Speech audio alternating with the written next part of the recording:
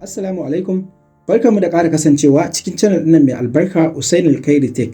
A yau za mu yi bidiyo akan basic na HTML kamar yadda muka yi bayani a kansa, kuma muka nuna yadda za ka yi amfani da text editor wajen rubuta wannan code na HTML. So a yau za mu yi bayani akan basic na HTML, ma'ana matakin farko wanda mutum ya kamata ya fara sani a HTML. Sannan kuma zan fara nuna muku wani abu muhimmi game da HTML. Wannan abun ba komai ba ne, sunansa HTML skeleton. HTML skeleton ma'ana skeleton na HTML. Kamar yadda kuka sani a kowane abu, skeleton yana da matuƙar muhimmanci, saboda da skeleton ne ake gane gundarin abu, ma'ana ake gane zahirin abu ta skeleton. Ana iya gane skeleton, ana iya gane abu ta skeleton ɗinsa kamar mutum. Lakini yanzu kana ganin skeleton ɗin mutum ka san cewa wannan mutum ne. Idan kuma skeleton na animals ne, shi ma kana iya bambancewa skeleton ɗin wannan dabba daban na wannan dabba daban. So don haka idan za ka koyi HTML, abin da ya kamata ka fara ganewa kuma ka fara iya rubutawa, ka iya zanawa shine HTML skeleton. To yanzu bari mu je mu zana shi. Yadda ake zana wannan HTML skeleton ɗin, sai ka yi haka, sai ka rubuta doctype. Za ka rubuta doctype,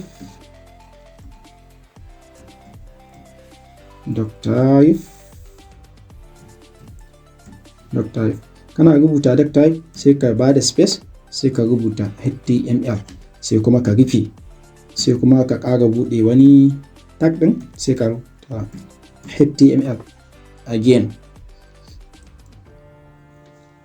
Kamar yadda kuke gani yanzu already na rubuta hakan, za ku ga skeleton ɗin gashi nan kowanne da na buɗe na rufe, ma'ana duk inda na buɗe na rufe.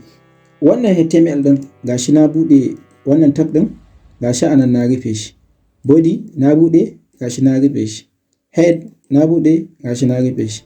Wannan skeleton ɗin yana ɗauke da kai, jiki, gangar jiki kenan. Sannan idan ka ƙware nan gaba ma, ba jimawa zan nuna ma yadda za ka haɗa ƙafa ma. A taƙaice abin da ake nufi da ƙafa a HTML footer kenan. Can ƙasa za ka ga website, idan kana cikin website kana amfani da shi, idan ka duba can ƙasa za ka ga akwai wani waje da aka ware daban, wanda wani lokacin yawanci developers suna ɗan bambanta wajen ɓangaren launi. Za ka ga background ɗin website maroon ne haka, ko kuma yellow, ko kuma dai wani kala dai daban wanda aka kirkiri website ɗin da shi. So amma shi footer za ka ga background ɗinsa ya ɗan yi dark, ya ɗan yi disu ko kuma ya ɗan yadda dai aka tsara ya yi. To a jikin footer a nan ne ake samun irin su email address, ake samun su phone number da dai sauran abubuwa wanda aka ajiye su a wannan footer ɗin. To don haka gurin ana ce masa footer. Za mu zo mu yi tag ɗin footer. Amma zuwa yanzu abin da ya kamata ka ƙara sani game da HTML shine wannan gurin shine head, ma'ana kai kenan, sama kenan. Duk wani abu da ka rubuta a head zai tsaya a sama, a saman website zai tsaya, ma'ana a saman pejin da kake rubutawa. Let's say yanzu bari in muku misali. Wannan shine sunan pejin namu, ko kuma in ce wannan shine pejin namu na farko da muke haɗawa. Za ka ga babu komai a cikinsa. Idan ka koma ciki, idan muka koma cikin text editor ɗinmu, kamar yadda na ce maka head ɗin nan anan duk abin da ka rubuta a saman peji za ka gan shi. Sai kuma wannan title ɗin, shi kuma me ake nufi da title? Idan ka rubuta google.com kamar yadda na faɗa, za ka ga a saman nan an rubuta Google. So let's say bari mu ƙara gwada wani site ɗin. Bari mu gwada application ɗinmu na data. Positive data. Kana shiga positive data haka, can sama me ka gani? positive-data.com.ng. So wannan rubutun da na nuna a Google, na nuna kuma a wannan application ɗin namu na data, misalansu, to shi wannan abin shine title. Shi ake kira da title. To don haka yanzu website ɗinmu da muke haɗawa, ko kuma na ce pejinmu da muke haɗawa na HTML, mun ba shi suna Usain Alkhairi Tech. Da haka bari mu yi saving kamar haka. In muka yi saving muka koma ciki, shine wannan. Da kun ga ba Usain Alkhairi Tech ne a jiki ba, amma yanzu mun ba shi title da mun yi refresh, reload this page. So gashi nan ya koma Usain Alkhairi Tech. To amfanin tag din title kenan a cikin page. So yanzu za mu fara da head, ko kuma yanzu za mu fara shiga cikin body ne mu yi rubutu a ciki, domin rubutun da muke bukata ya zama a cikin head zai kasance a sama. Idan kuma muna son rubutu ya kasance a sama, rubutun da aka fi sawa a sama shine yawanci navigation ne da su contact da dai sauransu. To amma duk da haka yanzu bari mu fara rubuta header din mu, abin da muke so ya kasance a head din. Sai mu rubuta, mu buɗe tag din paragraph. Mu rubuta this is Usain Alkhairi. Okay, but let I change it. I am Usain Alkhairi Tech. Usain Alkhairi Tech. Bari na rufe paragraph ɗina. Idan na reload ɗin pejin, za ku ga rubutunmu ya fara zuwa. Kuma a ina ya zo? A sama. A ina ya zo? A sama. Don haka yanzu idan muna so za mu ci gaba da rubutunmu, za mu koma cikin body ne idan mun gama da head kenan. Kuma wannan tag ɗin da na yi amfani da shi ake kira da P tag, ma'ana paragraph. Za mu yi ƙarin bayani sosai a kan shi a cikin body. Yanzu haka mun shiga cikin body, za mu fara rubutun HTML. Kuma na faɗa muku akwai tag wanda ake amfani da su domin sarrafa wannan rubutu na HTML. Ba kamar yanzu haka in zo in yi rubutu haka din nan, sai kuma in zo in yi saving. Idan na shiga cikin file ɗina kamar haka, za ku gan shi ya zo a haka ba tsari. So wannan rubutun idan ina so in sarrafa shi, ya zan yi? Wannan rubutun ya zan yi in sarrafa shi? To za ka yi amfani da tag. Amfanin waɗannan tag ɗin da za mu yi amfani da su shine sarrafa rubutunka na HTML. Don haka yanzu let's say wannan a ce meaningful rubutu ne. A ce wannan rubutu ne haka mai amfani. So muna so za mu sarrafa shi. Bari in goge wani daga ciki, ko kuma bari in ebi wani daga cikinsa. Yanzu za mu yi amfani da tag ɗin da ake kira P tag. Shine paragraph tag.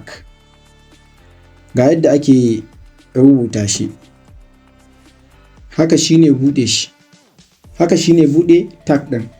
Idan kai haka shine ka buɗe paragraph tag. Ma'ana kana son ka yi ba da tazara ko kuma ka ba da wani paragraph tsakanin wani rubutu da wani rubutu. To yadda za ka yi hakan, bayan ka buɗe, a nan za ka zo ka zuba rubutun da kake so ka ba shi tazara ɗin. A nan za ka zuba shi. Bayan ka zuba shi kamar haka, sai ka zo ka rufe wannan rubutun a wannan tag ɗin. In ka buɗe za ka rufe. To yadda za ka yi closing ɗin wannan tag ɗin, sai ka zo ka yi haka, sai ka rufe shi. Haka ake rufe wannan tag na P tag. Tom, let's say yanzu bari in mayar da rubutun meaningful yadda za ka ji daɗin karantawa. Bari in mayar da shi sai nan kai tag. Tom, yanzu idan na yi refresh, bari ku ga. Na yi refresh. Za ku ga yanzu tsakanin wannan Usain Alkhairi Tech ɗin da wannan rubutun akwai me? Akwai paragraph. Akwai me? Akwai paragraph. So shi wannan paragraph ɗin a ina ya samo asali? Ya samo asali ne daga nan inda na rubuta paragraph ɗin nan. Ba wannan tazarar da na baya ita ce paragraph ɗin, bari na goge ta. Bari na ƙara yin saving ku ga abin da zai faru. Za ku ga dai still paragraph ɗin dai yana nan still. To idan ina son paragraph ɗin nan ya ɗauke, ma'ana rubutun Usain Alkhairi ya haɗe da shi wannan rubutun, abu ɗaya zan yi kawai shine wannan paragraph ɗin daman shine ya hana su haɗe. Sai in goge shi. Ko iya haka ne? Na gama. Yanzu za ku ga rubutun babu wani paragraph a tsakani. kun gani ya haɗe. To don haka ana amfani da p tag wajen yin paragraph tsakanin rubutu da rubutu, tsakanin layi da layi, tsakanin dai duk wani waje da kake buƙatar ka yi paragraph za ka zo ka sa wannan rubutun ne a p tag za ka zo ka sa shi. To mun yi p tag yanzu za mu ƙara yin wani rubutun domin mu ƙara sanin wasu tag ɗin. Let's say bari in ƙara rufe shi ya zama paragraph. Sai kuma akwai tag ɗin da ake cewa br, shi ma aikinsa shigen irin na paragraph ne, amma shi paragraph ana buɗe shi, p tag kenan ana buɗe shi kuma ana rufewa. Shi kuma wannan da zan faɗa iya buɗewa ake ba a rufe shi, ana ce masa br. Da haka yadda ake rubuta wannan shine yanzu wannan rubutun shine muke so mu ba shi paragraph, amma shi ba paragraph zai bayar ba, shige ne, yana aiki ne shigen p tag, amma ba aikinsu ɗaya ba kuma suna da bambanci, shige ne kawai.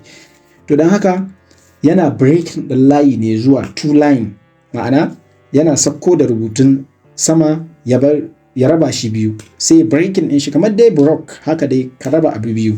Tamshi ne sai ka rubuta haka, iya wannan rubutun ina so in raba shi biyu sai in yi haka br block kenan. To yanzu ina yin saving, me zai faru? Wanda zai faru shine layin, wannan dogon layin zai kasance ya rabu biyu, so ya kuka gan shi ya zama biyu. To wannan shine amfanin br tag.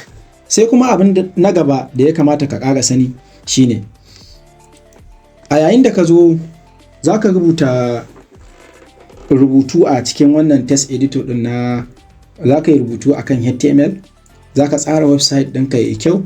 Wani lokacin kana buƙatar rubutu ya zama ƙatoto, wani lokacin kana buƙatar rubutu ya zama ɗan ƙarami small. So akwai hanyar da ake yi rubutun ya kasance a haka. Hanyar ita ce head.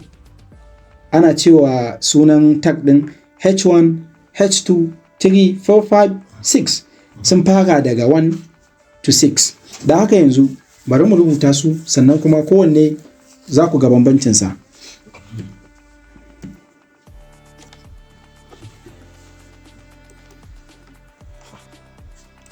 H1, kun ga na buɗe H1 ɗina, na buɗe H2, to na buɗe na rufe. Kowane tag in dai ana buɗe shi ana rufewa, dole sai ka yi opening sannan kuma ka yi close. In ka yi opening dole ka yi close, in kuma ba haka ba zai tafi yadda kake so ba. Za ka kana samun issue da code, to ka dinga yin checking ɗinsa sosai, domin ɗigo kaɗan, ɗigo nan ka yi a website ba zai yi ba. Komai sai ka cika ƙa'ida a nan. Da haka bari mu rubuta H4, H4 sai wanne, sai H5, H5 sai kuma H6. Wannan na samu issue da shi, da haka bari na gyara shi. H5 sai kuma wanne, sai kuma H6, H6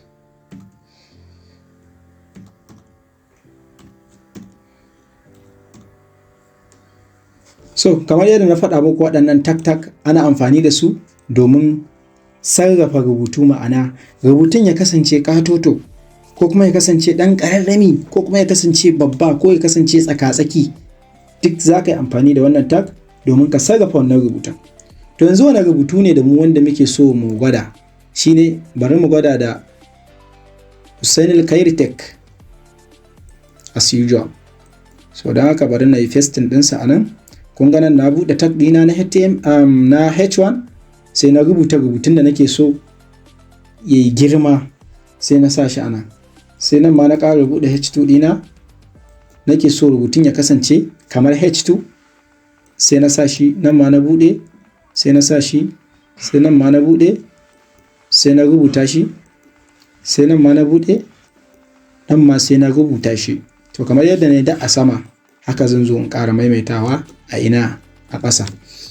To yanzu za ku gansa a nan duk kansu ɗaya, ba wani bambanci, kawai abin da ya bambanta su wannan tag kuma shi zai bambanta su a browser.